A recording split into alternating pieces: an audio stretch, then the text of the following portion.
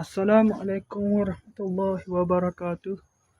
Berjumpa lagi kita dengan channel saya. Masih dengan sama juga, iaitu 19, iaitu hari Ahad.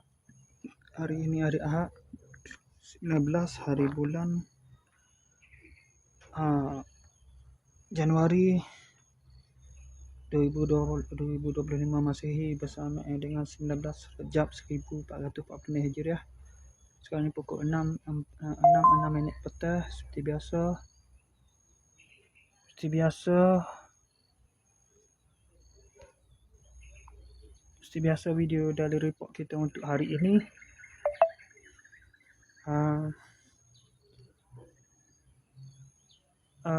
Malam tadi saya tinggal bersihkan sini, pasal dia pun bereng pecah bereng. Saya pun pergi jalan kaki jumpa dengan saya kawan. Orang dalam ni dia hantar payung pun dah. Tak ada hujan nyanyi tu lah. Siapa ke rumah pada pokok malam tu suruh semaya maghrib dah. Lepas tu pagi ni tak keluar ke mana-mana. Sebab nak tunggu barang siapa kan. Sebab dua barang tu siapa lagi ni. Barang tu lah barang main atromen kat dia. Orang budak kini tu, orang budak tu ada anak tu jumpa mak tu kini. Lepas tu dengan baju tu, kimono Demon Slayer tu. Lepas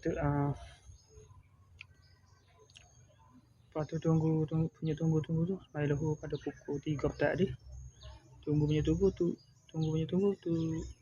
3.50 baru barang tu siapa. 3.50 minit betul baru siapa barang tu. Sampai lahu dah lah. Lepas tu bayar tu. Lepas tu nak buat review rumah ni tak boleh. Line tak clear. Lepas tu saya pun ambil whiskamate saya lah. Bawah siapa situ adakah ni rumah kak dia saya. Lepas tu rumah mak ma. Lepas tu rumah so lagi ni pecah, tayar pecah pula. Tayar depan pecah pula dah.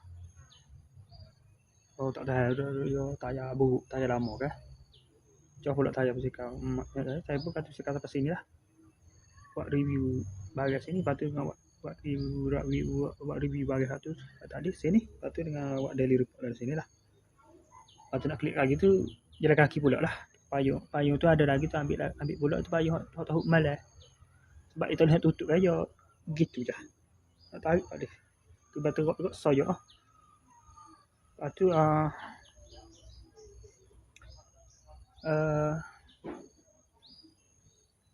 tu tak ada gapo lah, tak ada kerja gapo gini. Ajak lagi tak tahu Fikri lah. Baiki kedua sekali lah.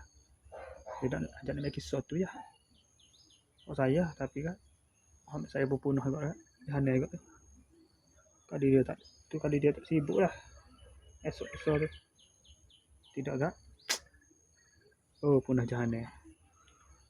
Okey, ada itu saja untuk sesi video dari report kita untuk hari ini. Assalamualaikum, jumpa lagi. Bye.